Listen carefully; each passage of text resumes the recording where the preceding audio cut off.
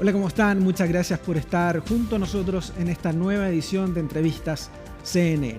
Ya bajaron las temperaturas, estamos en pleno periodo de otoño y también invierno, y con ello también vienen de la mano los virus respiratorios. En nuestro país han tenido una alza significativa, sobre todo la influenza y también el virus sincicial e incluso el COVID, que para algunos pareciera haber quedado en el pasado. Pero ¿cómo podemos mejorar nuestro sistema inmune? ¿Cómo lo podemos reforzar? Queremos entregar a través del periodismo de servicio algunas indicaciones para ustedes y por eso vamos a tomar contacto en este momento junto a la doctora Gema Pérez, quien es pediatra especialista en enfermedades respiratorias, a quien ya vemos en pantalla. Doctora, gracias por estar junto a nosotros. Hola, Cristian. Muchas gracias a ustedes por la invitación. Lo decía yo en la introducción, doctora, hay una alza significativa de casos en nuestro país, principalmente del virus de la influenza. Si nos puede dar un contexto de la situación que estamos atravesando actualmente en este sentido. Sí, por supuesto. La verdad es que comparativamente con la misma semana del año 2023 hemos triplicado los casos de virus respiratorio en general. Tenemos un aumento de COVID-19, como bien lo decías tú, de influenza, de rinovirus también en circulación y adenovirus. Está apareciendo muy por debajo todavía el virus sincicial, pero de todas maneras han multiplicado los casos. Si el año pasado estábamos a la fecha alrededor de 5.000 casos, hoy estamos alrededor de los 15.000, exactamente el triple.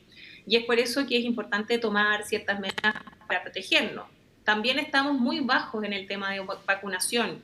Estos días estaba llamando el CABEI a mejorar la tasa de vacunación. Si bien muchos años fuimos los primeros en la vacunación, este año vamos muy por debajo de otros países. Doctora, ¿y eso iría explicando esta alza significativa? Usted lo dice, el triple de casos en comparación a periodos anteriores, ¿es básicamente a raíz de la falta de vacunación? Tenemos que esto es multifactorial. En realidad, uno de los pilares fundamentales es la disminución de la tasa de vacunación y de la cobertura que se pretende alcanzar en esta temporada de invierno 2024. También porque hubo un adelantamiento de los virus estacionales.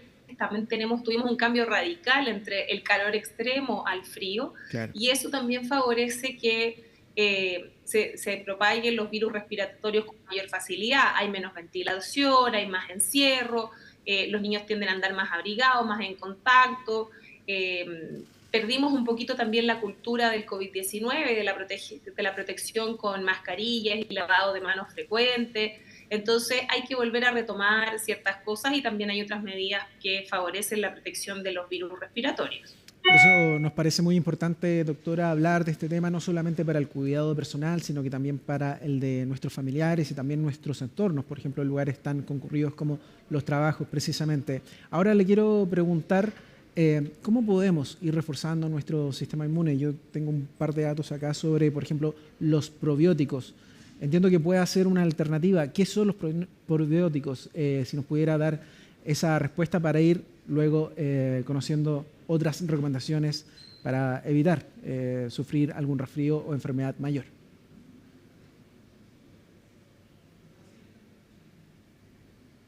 Los probióticos son sustancias que son biológicas, que en este caso son habitualmente bacterias y otras veces son hongos o levaduras, y que son benignas para nuestro organismo, a diferencia de las otras bacterias que nos causan infecciones. Estas bacterias están en nuestra microbiota, que es donde viven toda esta flora intestinal, o la microbiota que está en el sistema respiratorio, y nos protegen de infecciones respiratorias recurrentes, de las otitis medias agudas y de las gastroenteritis agudas. Recientemente estábamos viviendo el tema de las gastroenteritis y todos estos cuadros por virus gastrointestinales cuando hay calor. Tienden a ubicarse en la distinta estacionalidad. Con el calor, las gastroenteritis, y con el frío, los virus respiratorios. Pero todos tienen más o menos la misma base de propagación, y por eso es que nos tenemos que cuidar. Y de dentro de estos probióticos, solo algunos son los que tienen evidencia demostrada en esta protección de las infecciones respiratorias recurrentes. Uno de ellos es el Lactobacillus rhamnosus o Lactobacillus guillae, otro de ellos es el Bifidobacterium y otro es el Lactobacillus plantarum.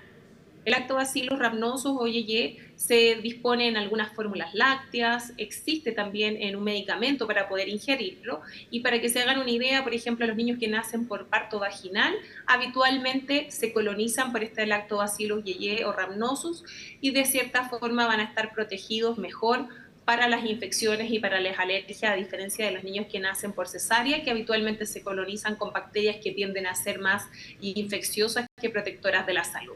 A ver, doctora, tengo varias consultas. Lo primero es consultarle si los probióticos, por ejemplo, son suministrados a la población en general, desde lactantes hasta personas mayores, si hay algún rango ahí que idealmente debiese ser reforzado con esta alternativa. Y lo segundo, ¿siempre el consumo de probióticos debe ser con receta médica, por ejemplo?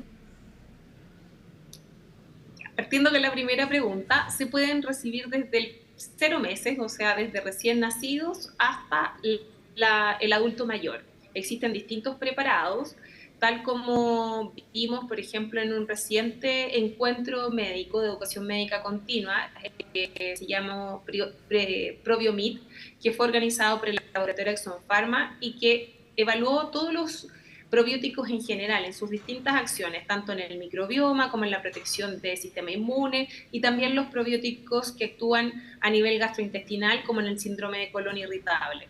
Obviamente esto último se asocia más a los adultos que presentan, aunque cada vez vemos más niños con síndrome de intestino irritable, y también el clásico Perenterial Saccharomyces boulardii, que es este probiótico clásico utilizado en las diarreas agudas.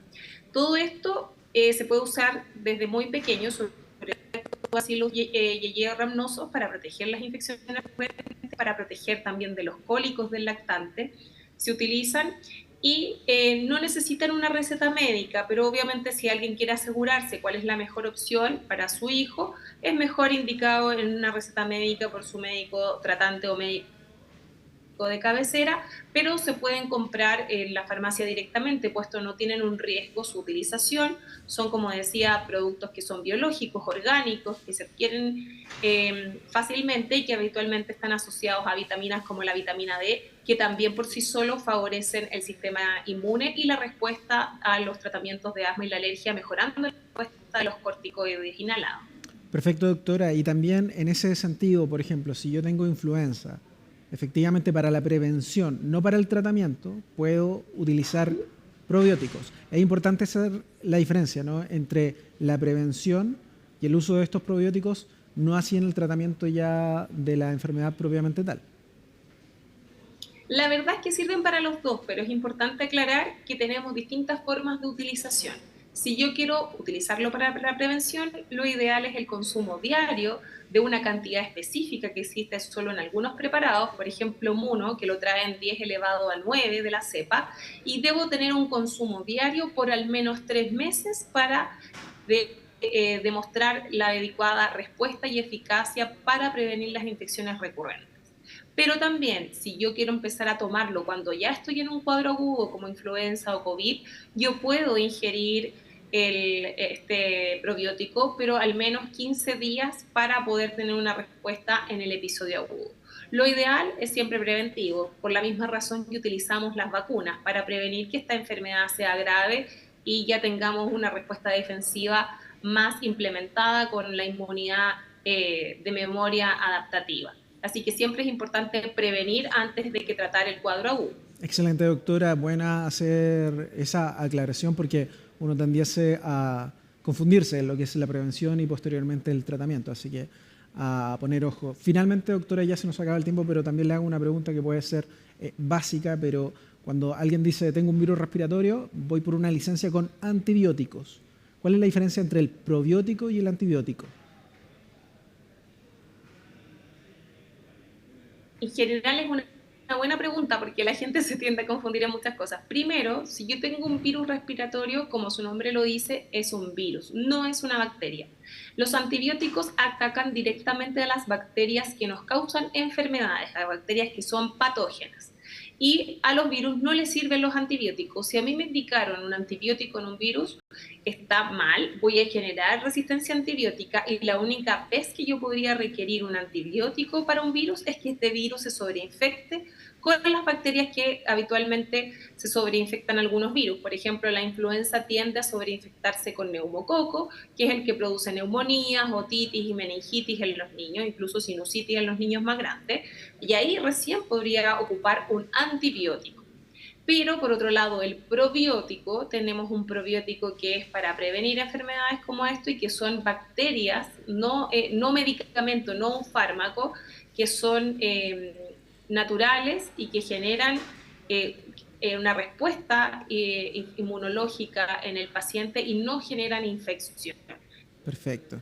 Entonces son cosas totalmente distintas, pero que pueden entrar efectivamente a la confusión. Y también pasa que, por ejemplo, cuando yo tengo que usar sí o sí antibióticos y hay personas que producen disbiosis, que es la alteración de la flora intestinal, yo puedo ocupar un probiótico junto con el antibiótico para evitar que se provoque esta disbacteriosis a nivel intestinal y nos perpetúe los síntomas y la diarrea asociada al uso de antibióticos.